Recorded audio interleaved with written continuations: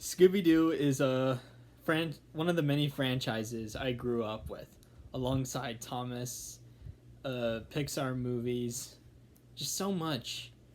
And yeah, Scooby-Doo was one of them. I had so many fun memories of like watching all these DVDs as a kid. And I'm so glad I'm still holding on to them to this very day. And one piece of Scooby-Doo media that I watched a lot as a kid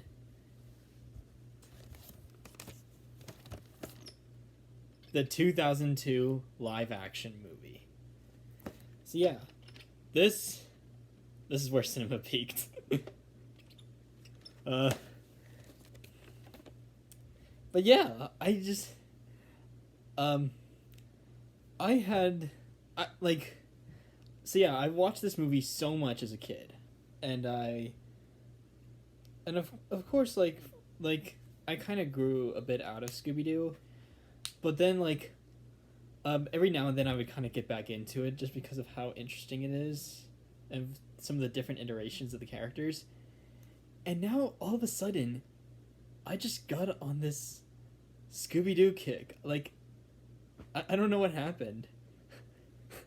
And so I thought, hey, maybe I could watch some of the Scooby-Doo movies.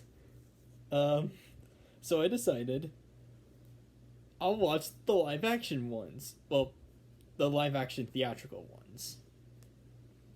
That is. So yeah, tonight I watched the first Scooby-Doo, and it's great. I love it.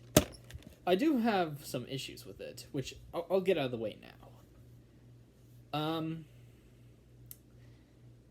I think the only issue that I seem to have with this film is some of the CGI. Like, the CGI in Scoob, it looks great.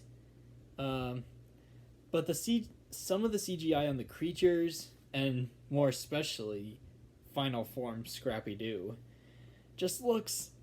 the creatures, like, the reason why the creatures aren't like fully bad is because there are some good shots with them showcasing their textures and like their sort of tattoos or scars that they have. Like when one of the creatures came out of Daphne, you could see like it's these patterns all over it. I really like that. But yeah, the CGI on some of the creatures and Scrappy, I just kind of hold this back from a 9 or 10. If the CG was all good, then this would have been either of those. Let's get to the good stuff.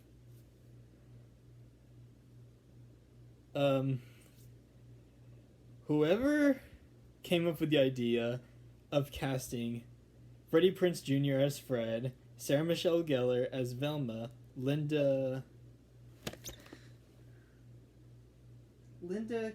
Cardellini as Velma, Matthew Lillard as Shaggy should definitely have gotten a raise, because I love this cast. This cast is just so great.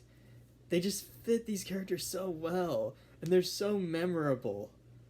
Like, Matthew Lillard is just so perfect as Shaggy.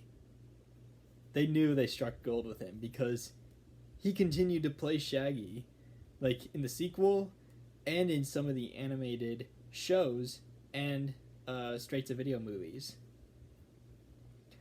Definitely one of the best examples of the actor, like, kind of is the character. You know, like how, say, like, I compare this to, say, like, Kevin Conroy's Batman, Mark Hamill as the Joker.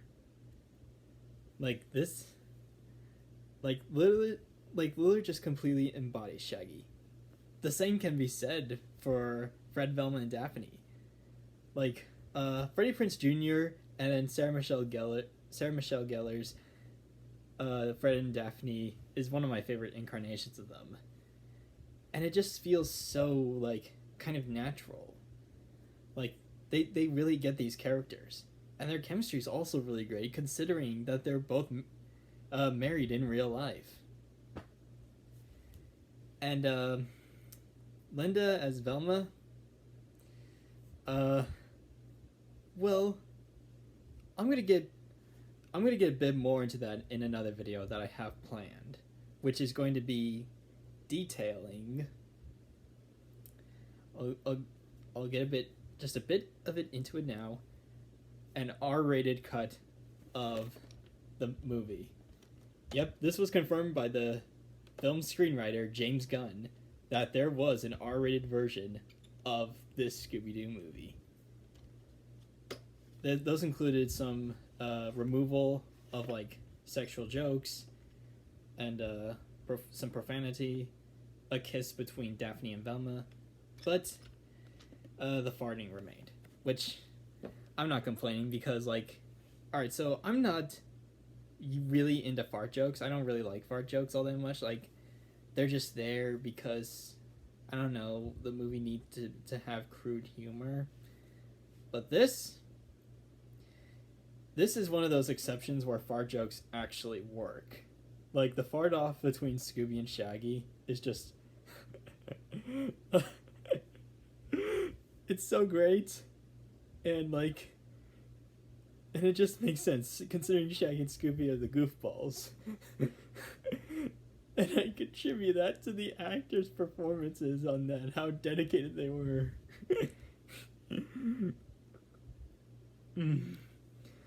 Oh, I love this movie.